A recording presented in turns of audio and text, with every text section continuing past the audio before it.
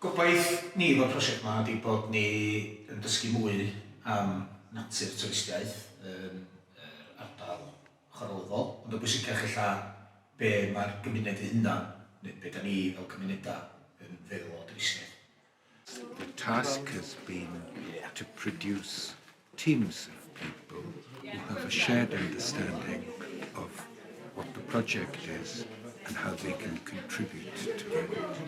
And I think it really shows the strength of community and shared values in the three Slate Valleys, and it's a great beginning for the practical community research.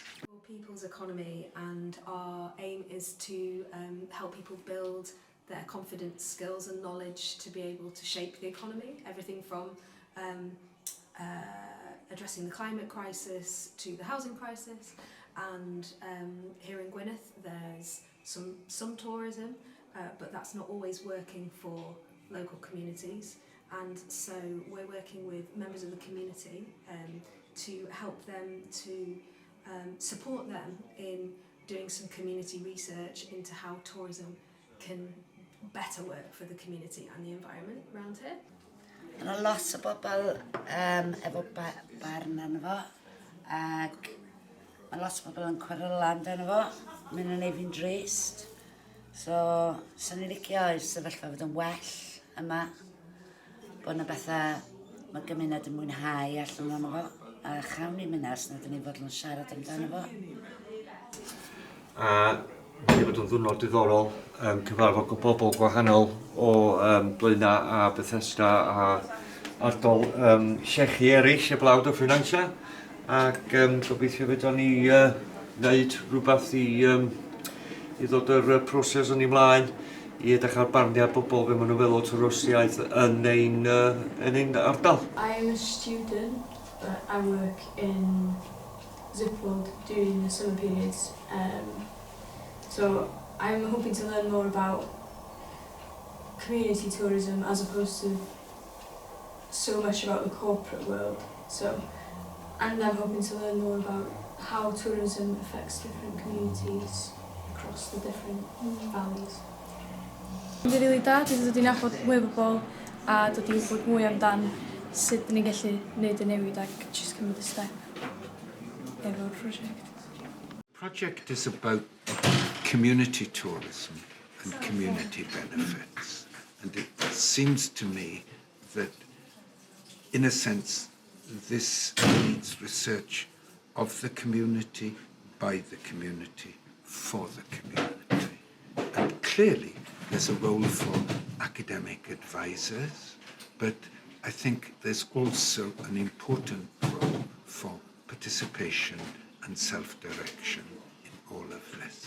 And I think it's part of the way in which the community itself will find out what community tourism is, what they want, and how they can do it. Be mae bobl yn meddwl am twristiaeth, a beth yw ei pryderon, beth yw ei gobeithion, a sy'n mae cymunedau yn gallu reoli beth sy'n digwydd. A mae'r ymchwilwyr wedi ffindio lot trwy siarad efo bobl, mewn bob fath o gweithgaredd y digwyddiadau, I be mae bobl yn meddwl am twristiaeth go iawn. I think the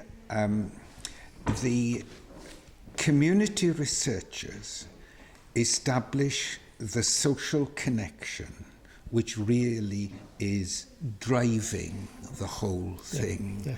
You know, they're the yeast in the bread mix. Rhywbeth ar ei ddod heddiw yma sy'n cadarnhau fe Carol yn dweud oedd mae'r ymchwilwyr yma yn dod o'r cymunedau, ac un o'r problemau oedden nhw'n gael wrth wneud ymchwil yn y gymuned oedd bod bobl eisiau siarad am bob peth arall am bod nhw'n ei nabod nhw, nabod eu teuluoedd nhw. Felly hwnna'n fantais I fod yn rhan o'r gymuned yna, ond maen nhw wedi dysgu bod rhaid nhw ganolbwyntio ar y gwybodaeth nhw'n eisiau gael. Ges I un boi siarad efo fi am ryw hanner awr. O, be mae dy dad?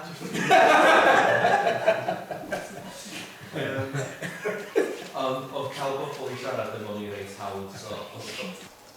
there was a lot of focus on supporting and maintaining small businesses. Ydy, cwestiwn, pam wneud twristiaeth? Beth yw'r bydd twristiaeth i'r bobl?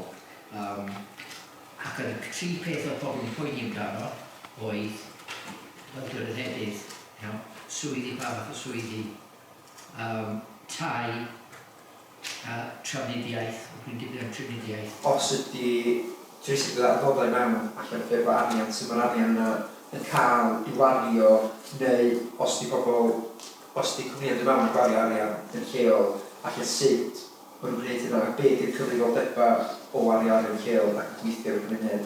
Felly, y prif un oedd yn efo argymell oedd sydd yn cyflwyno fo i allan awdurdodau lleol, sef cyngor sydd a lle cyngor cymuned. Oedden ni'n cael gweithdy ar twristiaeth adfywiol neu cynhaliol, ac oedden ni'n dod â busnes o prifat, mentro cymunedol, busnes o cymunedol, asiantaetha, llywodraeth leol, Llywodraeth Cymru at ei gilydd i trafod fforwm laen ar gyfer y twristiaeth sydd yn mynd i gweithio ar lles yn cymunedau ni. A mae wedi mynd yn gret, rili da, dwi'n meddwl.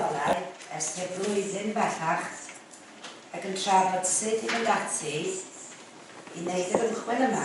Os welwch chi'r map mae'r fy mae'r cylch mewnol ydy'r llwybr llechi sy'n naturiol yn cwmpasu'n tair ardal ni ac felly yn ganolbwynt naturiol i'n ymchwil ni. Bod cydnabyddiaeth yr economi ymwelwyr yn bwysig yn economaidd o bosib, achos mae hynny dal mewn cwestiwn hefyd, mae'r ymchwil yn dangos bod diddordeb amlwg mewn ail-linio twristiaeth fel ei bod yn fwy cynaliadwy, yn fwy cysylltiedig â hanes a diwyllian lleol ac yn parchu hynny ac hefyd yn rhoi mwy o werth i breswylwyr ar yr un pryd.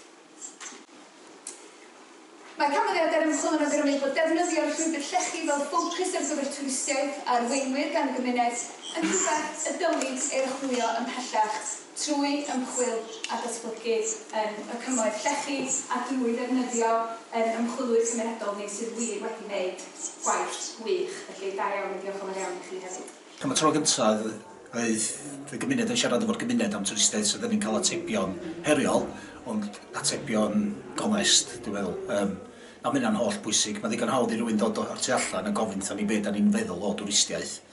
Ond oedd o'n fwy sgyrsiol, so y sgyrsia na sy'n digwydd o ddydd i ddydd, neu'r sgyrsia na sy'n digwydd mewn tafarn, neu mewn capal, neu mewn ysgol, neu mewn canolfan cymdeithasol, y math yna sgyrsia gonest amdan twristiaeth. So am y tro gyntaf, dwi'n meddwl, mi oedd hynna'n digwydd ar lefel lleol, ond hefyd, dwi'n meddwl, am y tro gyntaf mi oedd mae'r bobl sydd efo'r ni sydd efo'r grymu newid pethau, efo help llywodraeth neu wrth weithio efo llywodraeth, ond mae cael pawb yn yr un stafall yn mynd i fod yn, wedi bod, ac yn mynd i fod yn reit pwerus.